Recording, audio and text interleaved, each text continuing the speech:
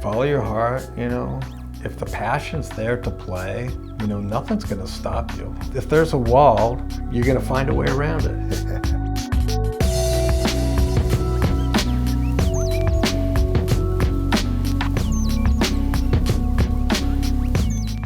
Troy, this is great to have you here for a couple of reasons. I've known you for a long time, and I love you so much because not only as a fantastic player that you are, and the band continuing to do what they're doing, but you have this altruistic core part of you that is concerned about doing things for other people at such a high level that you really think of other people more than you think of yourself.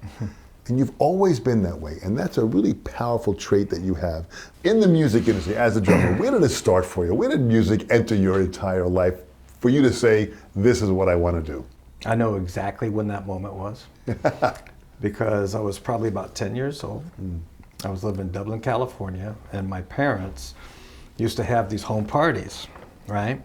And I remember some of the friends my dad would have, they come and they'd just play guitar on the porch, and jam and sing a few songs. And I remember thinking how much I loved music, but I didn't have a stereo or anything like that. All the music I heard was, through my parents. And my sister, Teresa, I remember she had a party at the house, and I remember she knew that I wanted to play drums. Now, I was sitting in the living room.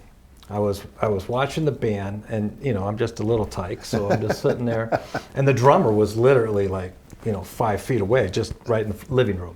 So it's one of those situations. They played Born to Be Wild, and I sat and I waited and I waited.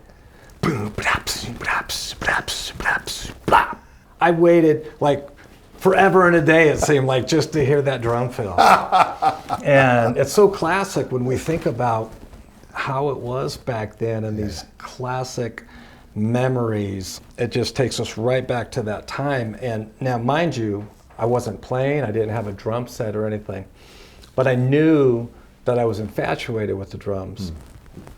And I had a couple friends down the street come to my house and grab me, and they said, "Come on, Troy, we got a surprise for you." And they brought me just about a half a block up into a garage, and they had a snare drum on a snare stand. We stood around the drum for a minute, and they were looking at me, and they're like kind of waiting for a reaction, and they had a pair of spoons. They had no sticks. So they go, they kind of handed them to me, and they go, we know you want to play drums, And I remember looking at it, and I just remember playing Wipeout. On the toms. Yeah. I played Wipeout. As we all heard it, wasn't that big of a deal, right? But I remember them lighting up, and I remember me lighting up, and I knew from that moment on that I wanted to play, and that I had to figure out a way to get a drum set. So you played, now, you had heard Wipeout on the radio, or you heard Wipeout, right? Yeah, we used to play on the radio all the time. It was amazing how much music there was on AM music that was just out there, that were classic songs. And it's funny, you mentioned about classic drum parts. That tune, Wipeout, that had a drumming groove to it that was just fantastic. Yeah, I ended up getting a paper route. I ended up getting a second paper route. And I got me a third paper route. And you hustled for it. I was determined. Yeah. $55, a set of Crest Marine Pearl drums. No floor, one ride, snare, tom, bass drum, no hi-hat. That was it. You were as close to a drum set as you could ever been. I could play a beat. I just started right away playing with records. And the first record and song I ever played was Ike and Tina Turner's Proud Mary. So did you start playing with any musicians at that time? Were there players around? No, well, what happened, once I got into about 6th grade, I remember my friend Richie Tully, he had a guitar. And it's not that he knew how to play the guitar, but the funny thing was I remember him playing on the E and the B string, and he was just, it was almost like if you were to play Smoke on the Water, the 3rd and the 5th fret, and he had the same he was going da na na na na na na na na na na, just like that, and da na da da, and we had our first original. That was it, and we got to play in front of our 6th grade class. we hadn't played any covers, hadn't learned any covers, and I just started right away, just playing original music, and that's pretty much what I've done most of my whole life. Absolutely. What a great start. So you're playing at this crowded school. What did you feel from that reaction? It was funny because it was a 6th grade class, and it was pretty ridiculous when I think back about the ego taking over right away, right? It's like my bass drum was sliding when I was playing.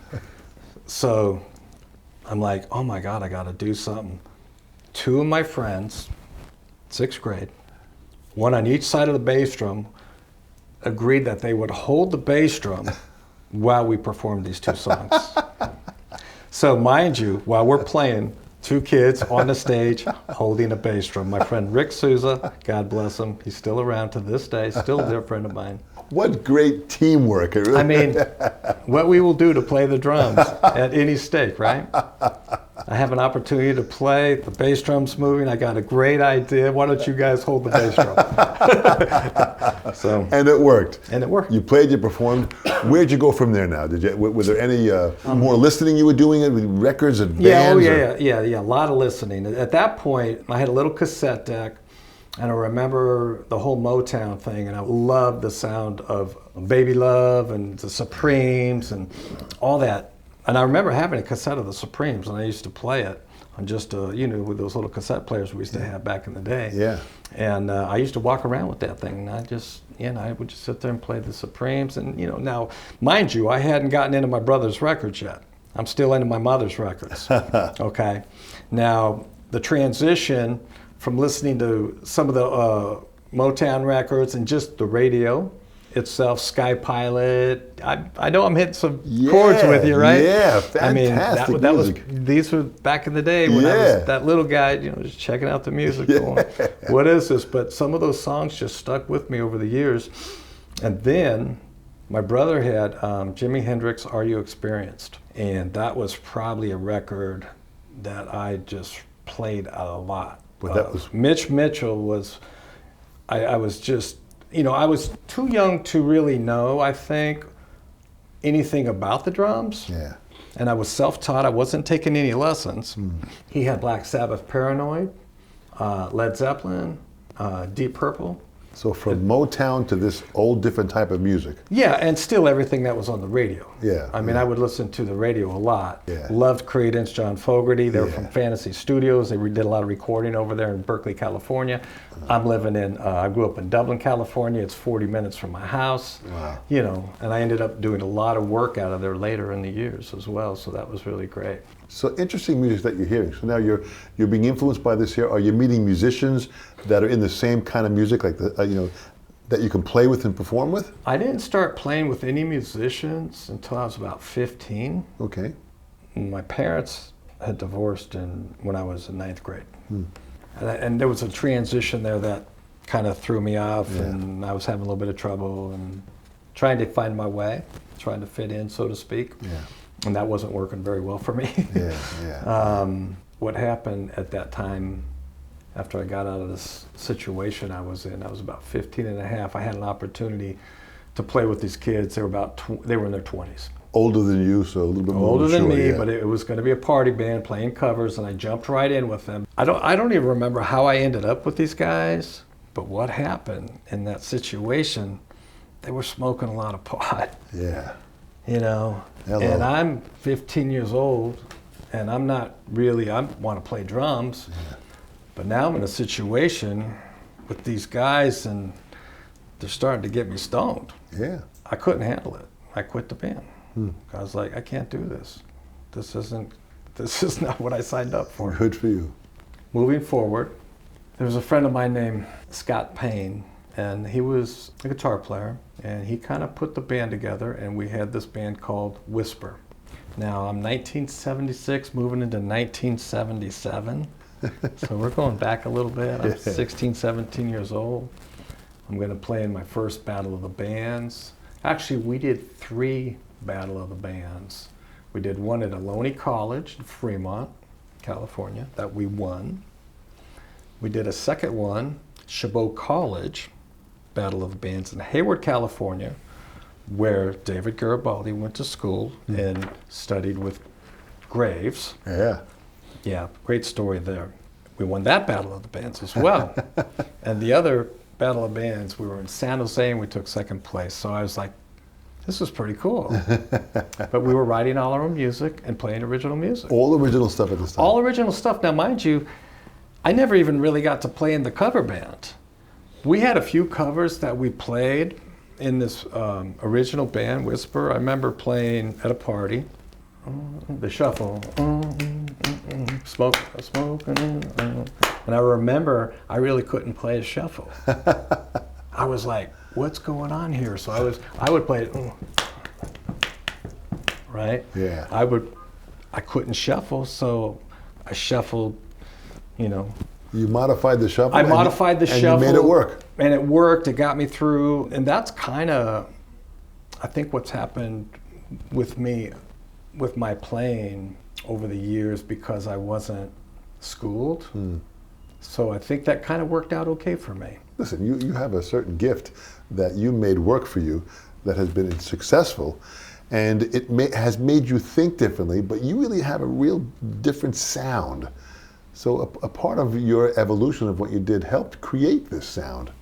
I believe that. Yeah. I believe that. I learned later when my son started playing, and he told me he wanted to play drums. He was about 15. Yeah. And I just said to him, son, if you want to play drums, play drums. Yeah. I came home, he had a band together. As he was progressing, I wanted him to start taking some lessons, but I wanted to see that fire if he had it. Yeah. And he did. Yeah. But he didn't really, I think, want to take the lessons and be schooled by his dad. Yeah. So I just kind of let him find his own way. And he kind of developed his own thing as well. Yeah. You know, now mind you, for myself, by the time I was in that band, when I was 17 in Whisper, I had an opportunity in 1977 to move to Memphis, Tennessee and play with some guys. I was in my senior year of high school, and I actually did one semester at the junior college with Graves because I wanted to start getting some education behind me. So I took music theory. And Nice. I didn't have a piano, so it was kind of tough. And Yeah. you'd have, the rooms were always booked, but I was working at it, you know. And I had a friend of mine named Steve Bellino who started teaching me how to do a double stroke roll. We would get on practice pads. He started taking me through Ted Reed. Yeah. So that was my introduction to reading. The syncopation book. Yeah. Which I was working out of it this morning, so still 30 plus. We still do it, yeah. Just something's never changed, but Yeah. I was so grateful because I was starting to develop a little bit of technique. You know what I mean? Yeah. So even though I got started late, I felt with it. By the time I'm, 18, 19, I'm starting to put some time in. I'm starting to check out the guys. I'm checking out. He was a huge Jeff Porcaro fan, and his brother Keith Bellino. We had a band called Benny and the Jets, another original band. So this band, back to Memphis. I went out there for about 6 months, and I was living there, and we were doing a little bit of playing and working. We had our heart's desire to make a record and make it in the business, like everybody did. That was always the goal, right? Yeah. I used to go down to this music store called Strings and Things in Memphis, Tennessee. Now, it had burnt down. I heard about it, this story later, but there was a gentleman behind the counter that I met, and I used to come in and out. I remember seeing some Tama drums in there, and his name was Greg Morrow. You may have heard of him. Yeah, sure. Greg Morrow is one of the top session guys here in Nashville. Yeah, sure. I'm sure you'll be doing one on him soon enough. Absolutely. He's phenomenal. But I was a little tyke coming in and out of the store. I developed a relationship with him. I couldn't afford any drums. And fast forwarding, when I moved out of Memphis, we really didn't have any great successes there, but I had an opportunity to get out on my own and play and work a job and start to work that side of my life and making a transition from being a kid who wants to play and now trying to figure out how I'm going to take care of myself. Yeah. So I had a day job and I had some responsibilities. The whole band worked. Our guitar players brother had a real successful business, and we used to work in the warehouse No. and work. So that went on for about 6 months. And mind you, at this time, I'm transitioning because my friend Steve had turned me on to Silk Degrees.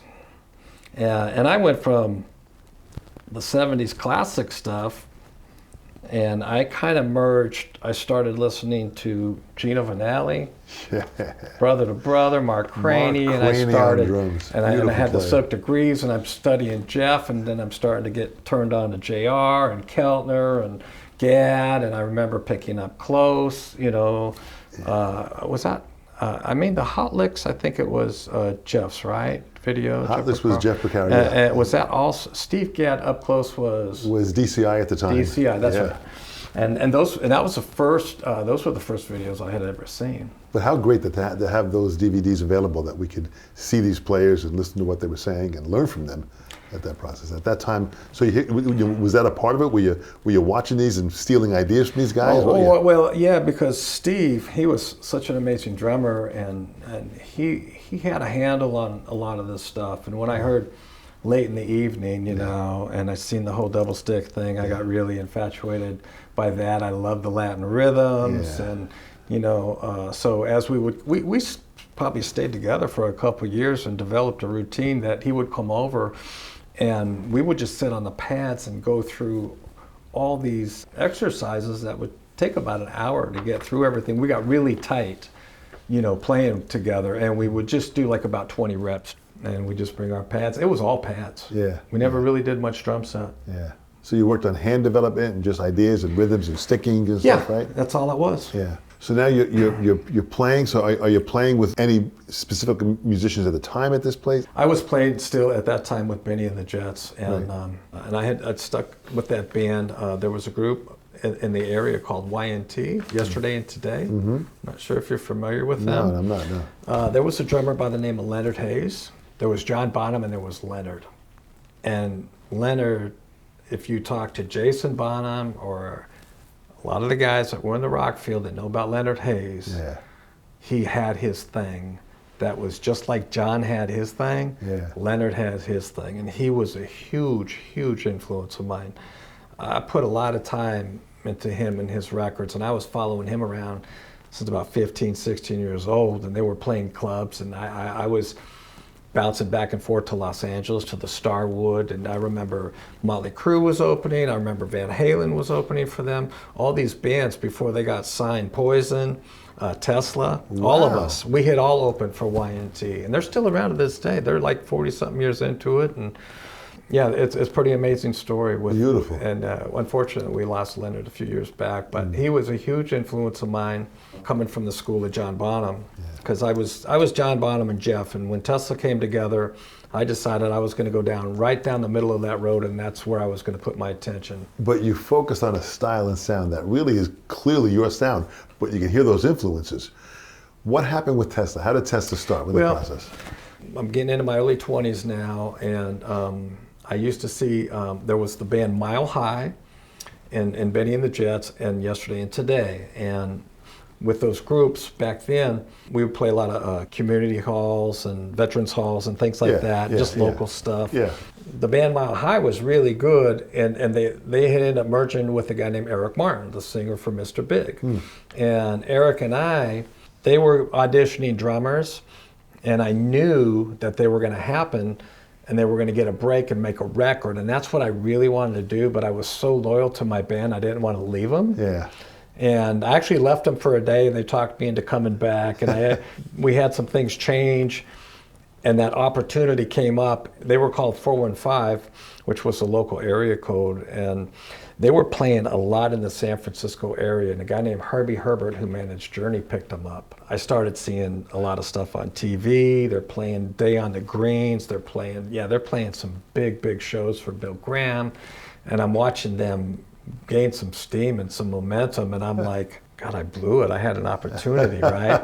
Well, it came back around, and I thought, I need to do this. I need to check this out. So Herbie had a guy, drummer, and he was playing at the time Steve Miller Band, and he was also a writer. And I know Herbie had invested interest in him and didn't want me at the band when they mentioned that, hey, we think we're going to go with Troy. I auditioned and it went fine, and they wanted me to join the band, but then Herbie had this other guy, so I didn't know if that was going to play out. And as we moved forward, I started playing with them and kind of sold Herbie on myself, and they wanted me, so they're like, okay, that's fine, let's just keep moving forward with this. And Good. shortly after that, they put a record deal together with Elektra Records, and we had played everywhere in San Francisco and became a very popular band in the Bay Area. And you had Huey Lewis and the News, Eddie Money, the whole Santana thing. You had Tower of Power. These are Journey, all these bands. And I was rehearsing in the Journey warehouse. I mean, that's where we used to rehearse for a period of time. Yeah, crazy stories go back with Steve, and yeah, it was an incredible time. I'm 22, 3 years old, and now we're stepping in to do our first record, and my wife's pregnant. We were supposed to do it at Fantasy Studios in Berkeley, and a new producer came in and got involved. And this is kind of the music business. Yeah. And this is, it's so unpredictable because we were going to record locally. My wife's 9 months pregnant with my son, Troy, right? And in the last 11th hour, they decided they're going to go to Georgia and record with Rodney Mills and Kevin Nelson, who was producing the Journey records. Yeah. And they left without me. They were there waiting for my son to be born, and he hadn't come. And they're like, what's going on? What's going on? We're here. Yeah. You need to get here.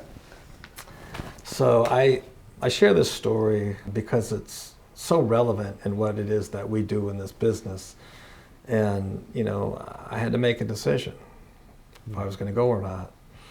And my wife and I talked about it. We knew that this was a big break for somebody who wanted to do what I was doing. Making a first record was everything. Yeah. We had strong management, so I went. Well, mind you, I'm 9 days into recording. I had 2 tracks left to record, and I was going home. And it was on the 13th, and I'm thinking of December 1982. And I remember thinking, man, maybe I can get this done and get home. And the band wanted me to get done and get home. Yeah. And we were recording Cutting Life, Yeah. Next day I get a phone call, baby boy. Yeah. I was happy, of course, and it was a bittersweet thing. A bittersweet moment, yeah. 2 days later I got home. Okay. And I said to myself, so you want to play music, and it's kind of like welcome to the music business. Yeah. Let's just start with your son being born and you not being there. And the adventure begins. But that was a really great break for me. And you're right, and it was. And it started and kind of kicked off a whole series of events, playing, touring, making records, and starting to live that dream at about 23, 4 years old, American Bandstand, touring with Journey, touring with ZZ Top. Incredible. Incredible. Yeah. Why the name Tesla? Yeah, okay, well, if we fast forward, so Eric Martin, a few years, loses the record deal. Right. Get a phone call from Dwayne Hitchings. I don't know if you know that name. Yeah. Dwayne had called me at Eddie Money's house, tells me about this band City Kid. There's no Tesla. I hear Jeff's voice. I go check out the band, love the band. I'm like, this guy's unique. He's got a voice. This is going to work. They just need me. This is the short, quick story to get to. Okay, good. We're in Bearsville Studios. We're going to make a record, and we need a name. We were tracking the first record, Mechanical Resonance. We knew that we had to have a change. Mm-hmm. Now, we're in Bearsville Studios in Woodstock, New York, upper state. Yeah. Now, this is exciting. I'm 24, 5 years old. And I remember the Pretenders were also in Bearsville, in Studio B. We were in Studio A, and they were mixing. Yeah, this was exciting. And I remember being in the lounge, and I remember Chrissie Hynde coming out. And this is so cool because I was so excited. I was like, oh my God, there's Chrissie Hynde, but I'm not going to say anything to her. But she came out, and she just started talking to me. And I was kind of nervous, She just fired up this conversation, and so I kind of got into this conversation. And she said, hey, you want to hear some songs? You want to check out some of the new Pretenders record? I said, oh, I'd love to. So we went into the studio. I'm walking down the hallway, and I see Brian, our bass player. And I go, Brian, Chrissy's going to play some new songs. Why don't you come on with me? And so we go in there, Bob Clare Mountain, sitting there, producer. We go, and she plays us about half the record. I remember she asked the name of the band. We told her the story. we were looking for a name for the band, and she pulled out a newspaper and she just rambled with her witty, charming self, and she's super, super intelligent. And she just starts making sense of everything that she reads, making suggestions of all these different names for the band. Now, we didn't come up with anything, but later on, within the next few days, our manager showed up, Cliff Bernstein. He proceeded to start discussing, like, we need a name for the band. And he started to tell us about this guy, Nikola Tesla, that he thought Tesla would be a great name for the band. Now, the guy that signed us to Geffen Records at the time was a guy named Tom Zutaut. Tom Zutaut had turned Cliff Bernstein onto Nikola Tesla. Well, we as a band were like, who's Tesla? Yeah. Right? Nobody knew anything about Nikola Tesla, so we started to hear the story of how he was the father of our world system of AC power, and we're like, well, how could all this be? We've never read about him. Nobody knows about him. And at the time, nobody. No one You knew could about mention Tesla, and Absolutely. what is a Tesla? Right, right. You know. Right. So there was a book by Margaret Cheney, was the author, and it was called Man Out of Time, and it was suggested that we all read it. And we learned about Nikola Tesla. Yeah, I read the book. It's fantastic. So that's how it came to be. And he really was the father of radio, the inventor of the radio. Well, Tesla himself, yeah. But, I mean, Tesla had over 700 patents. And so our second record's called The Great Radio Controversy. Right, that's what I wanted to get to. Good. Okay, now Marconi was Tesla's understudy. So when Tesla died in 1943, 6 months after his death, they entered into the Great Radio Controversy, which was the U.S. Supreme Court ruling that ruled Marconi's patents invalid. Right. Because he had already transmitted 2 years prior. Right. Now he's 6 months gone, and this happens. Yeah. I mean, we could get really into this stuff. Well, I think the key aspect here is the fact that what you did, you know, even with raising the signatures for the Smithsonian, was to go by there and acknowledge that the Smithsonian had to change what they considered was Marconi as the creator of the radio, and really it was Tesla. You took that and ran with it. We took the name. In 1987, there was a guy named John Wagner who wrote the band a letter. And he had his third grade students raising monies through cake sales and different things, trying to raise money to make a bust, commission a bust of Nikola Tesla that they wanted to donate to the Smithsonian Institute. Yeah. Now, John Wagner was in touch with the curator, Barney Finn, of the American History section. And I didn't know anything about this. I received the letter, and I went to the band. I said, hey, I think they needed about $6,000 or $7,000 or something to commission this bust, and shared the letter with the band. I said, hey, you know, there's an interesting thing going on with these kids. Maybe we can help out. Yeah. And what happened was we paid for it. When the bust was finished, it was brought to the University of Michigan, and we flew in Margaret Cheney, the author of Man Out of Time, and Leland Anderson, who was an expert on Tesla's life, historian. And we all went there to do the unveiling of the bust.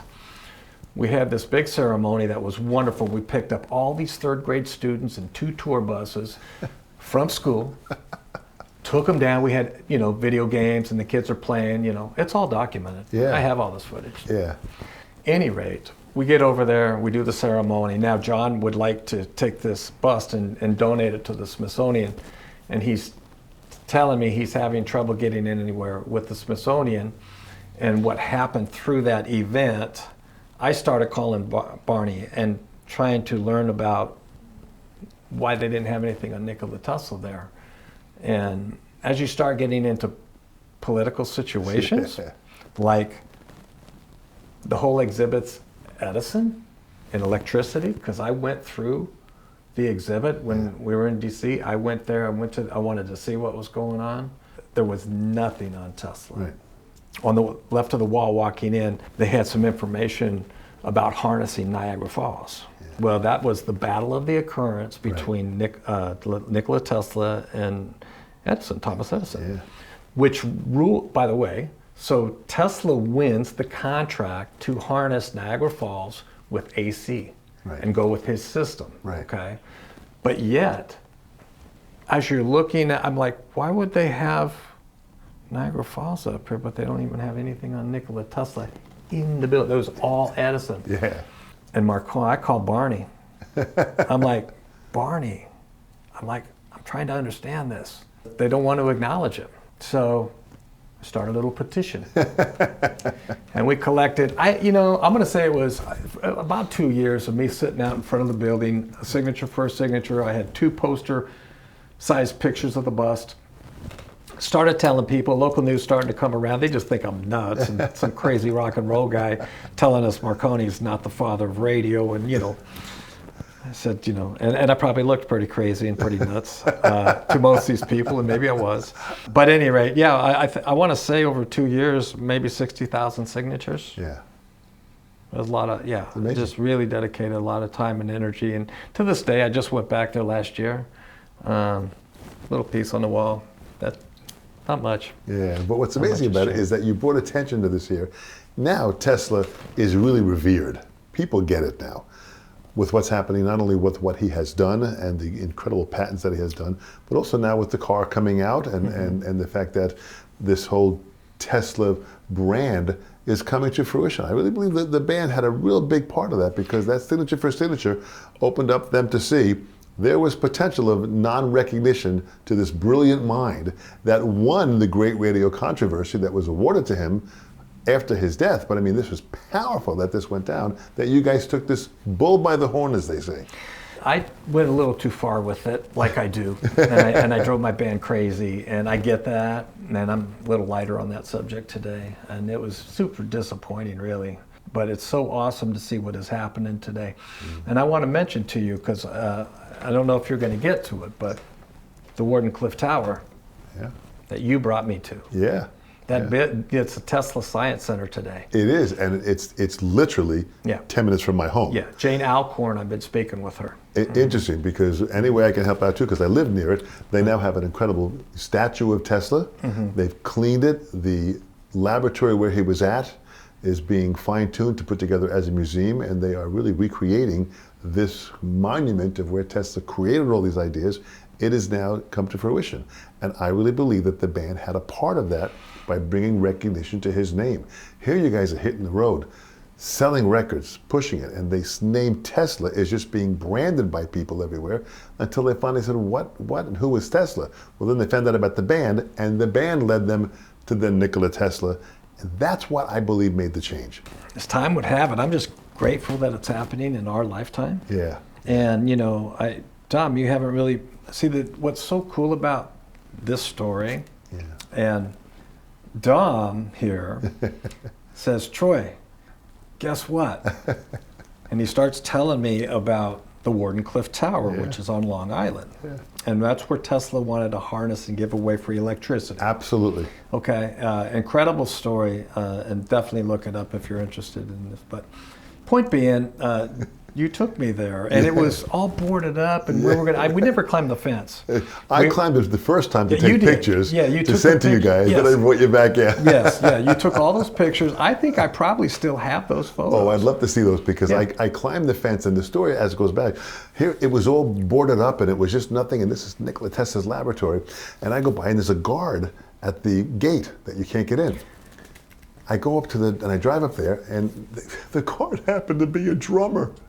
The guy recognizes me and says, "Are you Dom Famularo?" I said, "Yes." I said, "Well, what? The band Tesla and Troy Luccketta and this, I want to get in, take pictures." The guy says, "Come on in."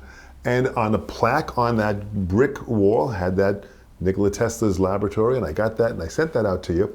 And then once that momentum happened, you guys really opened up a door that I believe why Nikola Tesla's name is more revered now, because you pushed it with just this pure gut that you had. I don't know, timing, thank you. We don't take a lot of credit for certain things that happen, but sometimes they just happen in an orderly fashion, as fate will have it. And it's like when you look at the Tesla car, Elon Musk. Yeah, brilliant. God bless him. He gave the Science Center $1 million. Brilliant. I mean, he is amazing. I will someday hope to meet him. I've seen him with the Tesla t-shirt on, so maybe at some point we'll get a chance to say hello. I hope so. That was a huge, huge part of my life where I was just obsessing over it, you know, like I do. But you're driven, and you know, I speak about the altruistic part of who you are, Troy, because you really have. When Lissa Wales was ill, Lissa was a fantastic photographer in the music community, and she helped drummers so many times because she would come to the music trade shows for the percussion and the NAMM show and PASIC, and she would take pictures and gather all these pictures of all these artists, and she really was a photographer that was so deep in the heart of taking pictures of musicians, specifically drummers. Mm-hmm. And then when she was ill, you organized the show to raise money for her. And if you remember on that date in Phoenix where we were, and we were there at that point, and we put this show on, and you organized all these great artists to come in. I flew in to MC this thing here. We had tons of great artists there that came in. Chad Smith was there, David Garibaldi, so many great players were there. We all played, we all had products delivered by companies to raise money for Lissa. And we raised money for her to help her with her medical bills, and eventually she passed away. But I mean, your effort and your driven passion, and you're like a pit bull that when you get something on your, and you grab your teeth onto it, you just go with it until it's right. And that's what you did. You took a difficult situation and you made it right. And you brought us all together. We had this event, and it was so positive all the way around. But you really put massive hours in to make that happen, and time.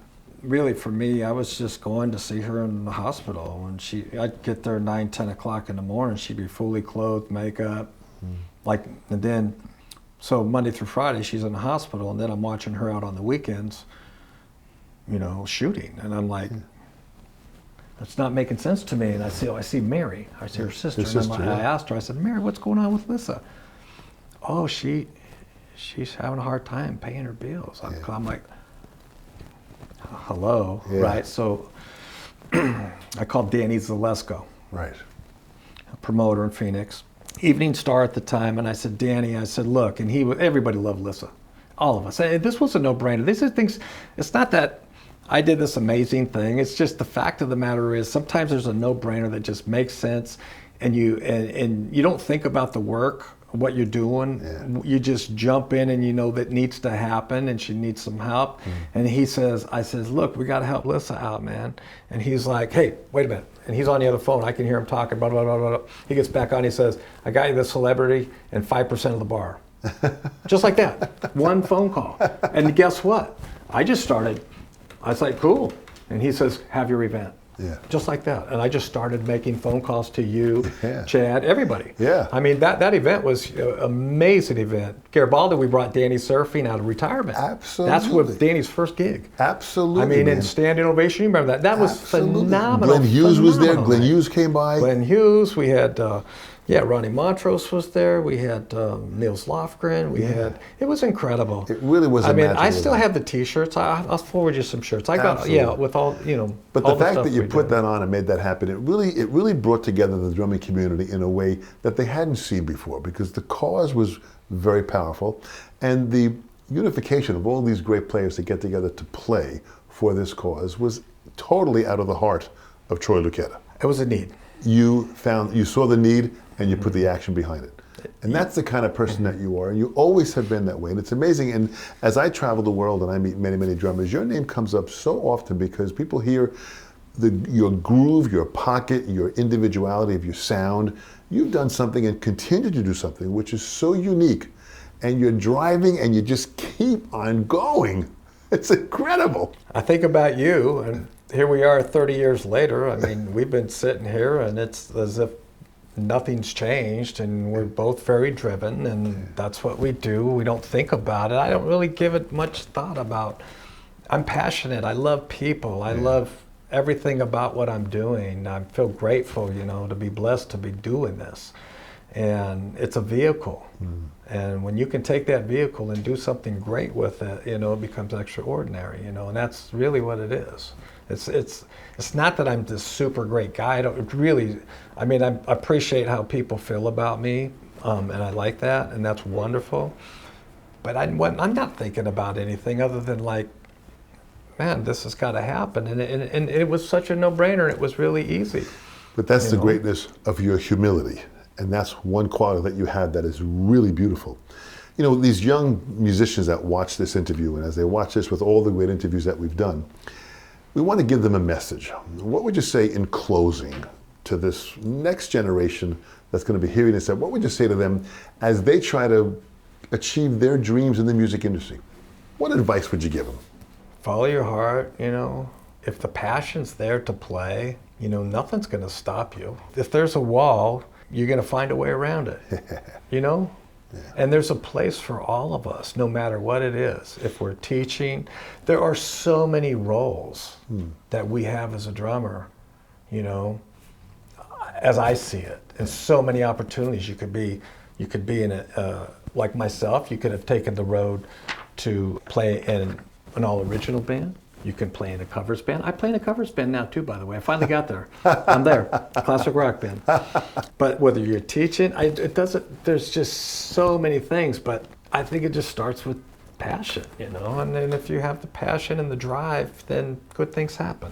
If there's anyone that has the absolute drive, fueled by passion, you are the guy.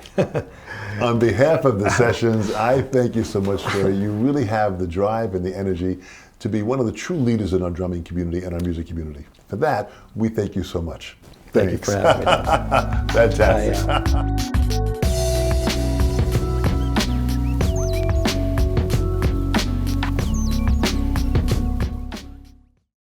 Well, there was the club fire with Great White in Providence, and it took 100 lives. 200 injured, 65 orphan children. Tesla was passing through. We lost somebody in the fire, assistant to our singer. I met some of the survivors, and there was a packet of information on the Tesla tour bus, and I picked it up and I looked at it and I wanted to make a donation. And I called, spoke to the president, Victoria, at the time, and I told her I wanted to make a donation. I was just going to buy like 20 guitars and get them signed, and you know, a couple grand, $100 a piece. Maybe I could get them there. She had me call Todd King. I called Todd King. Basically, when he started telling me about the stationfamilyfund.org at the time, about their organization, they were just 5 or 6 people that got out of the club, that were survivors, that managed to get out of the club, and they were just trying to raise money so the kids the insurance wouldn't lapse. And I remember Carmine Apiece was involved in doing some benefits and doing some nice things. And as I learned about their organization, I just decided really quick, I said, hey, you know what, hang tight a minute. I'm on the tour bus and sitting in the front. I walked 10 feet, Jeff, our singer, standing between the bunks, and I just said, Jeff, I said, hey, how about we go do this benefit concert for the Station Family Fund? He goes, is it gonna cost us any money? I said, it won't, I won't. I'll figure something out, it won't cost us a dime. And I talked to Brian and Frank, and we all agreed that we would go do a benefit concert. So the February 20th, 03 was the fire. February 25th, 05 was the 2nd year anniversary that kind of had passed, and there wasn't a lot of information so that was happening with them. So I called Todd King. I said, look, Todd, I said, we're going to show up and do a concert. I says, but no heroes. No interviews, no nothing. We're just going to show up. I met up with the band Shinedown. I didn't know them. They had a song on the charts. I talked to them in their tour bus, asked them if they would do the show. Called Carmine. He brought Pat Travers. They opened the show. We went into the PPAC Center of about 3,300 people. It was sponsored by the radio station. And basically it brought a community of everybody back together. So here in this concert, we raised $100,000. It was very successful. Coming back 3 years later, 2008, February 25th, Donovan Williams, who was in a coma for 3 months, in the hospital for 6 months, he was blind. He knew I wanted to get into the arena, and he called me up. He said, Troy, you're coming into town, I want to meet with you and talk with you. And I went in, sat down with them, had a cup of coffee. He had someone drive him down. We were playing the following day. He said, I want to tell you, I've got this gal, Deborah Pacelli. She's the assistant to the GM at the Dunkin' Donuts Center, 15,000 seat arena. Yeah. And he goes, I know you always wanted to go do a show. And I remember looking up to my Lord and I said, you know what, it's done. Just like that. There was no question about what was going to happen. I went down, I took the meeting at 12 noon, picked a date. I had no idea what I was getting into. I'm in an arena. I asked her, I have no idea what this place goes for, but I want to put a show together. And I told her why. She says, Troy, next week my brother's marrying a woman who lost her husband in that fire. She said, a lot of people around here, it's very closely related. Yeah. So I said, excellent. Maybe we can be of some help. Maybe we could do something good, you know. So when she shared that information with me, I thought, well, maybe we could get a break on the building. It was a week later, she sent me an email, and at the top, 0 rent. Gave me a building. I go, what now? She goes, pick a date. Picked a date. Give me $2,000 for a $2 million liability insurance policy, and the arena's yours, and you can have your date. I did. I called Todd. Todd came down, brought down a check. Station Family Fund Benefit Relief Concert, Wake Up to Love Presents, which was my foundation. Yeah. The first phone call was Michael Sweet from the band Stryper. He was singing for the band Boston. He brought Tom Scholz, Carmine. We had so much talent there. It was a huge, huge event, and VH1 got involved with it. Dee Snider was my host. I had him do all the press. I did no interviews. Yeah. You will find nothing on me online about it. Fantastic. And it was just, we raised $650,000. This is Troy Luccketta. That is the good Lord God. That's who that is. Fantastic, fantastic. Great, great story. Keith Emerson was by far the most extraordinary human being I've ever worked with and had the opportunity to play with. I had an opportunity to go to Germany and record the Three Fates record with Mark Bonilla, the music director who brought me in to record with the 70-piece orchestra, and it was completely out of the norm for me to go into a situation like that. Yeah. But what I learned from Keith was just how humble and sweet he was as a person, and it made me very comfortable in that setting to take it on, so to speak. Yeah. It was by far the most challenging and rewarding and educationally thing I have ever experienced, because it's not from where I come from. You step into a booth with 70-piece orchestra, and I had the opportunity to record all this old ELP music, including Tarkus and a lot of other crazy music that I had never even heard. Incredible. Yeah, a true highlight. And this is being released now? Yeah, the Three Fates record is out. Then we did, he passed a couple of years ago, March 11th, what's his 2nd year anniversary of his death. And we went on, when that happened, I was going to Japan with him. We had 8 sold-out shows in Japan, and a couple, I don't know if you know the story or not. Yeah, I do. So after I found out Mark had called me and told me what had happened, right away he went into putting a benefit concert together. And we went into the El Rey Theater in Los Angeles, and it's a who's on there. Yeah. But the concert I hear is getting picked up for Access TV and should be out shortly. This will be huge. And yeah, Vinny was there, myself, the house drummer. I had one house kit, and Vinny wanted to come on, which was awesome, so he did. Greg Bissonette, myself, and Joe Travers. So we played the whole show. And I did about 40 minutes of the show, and it was cool because Mark had sent me an email, and he says, I think Joe Travers is going to play Tarkus. I said, no, he's not.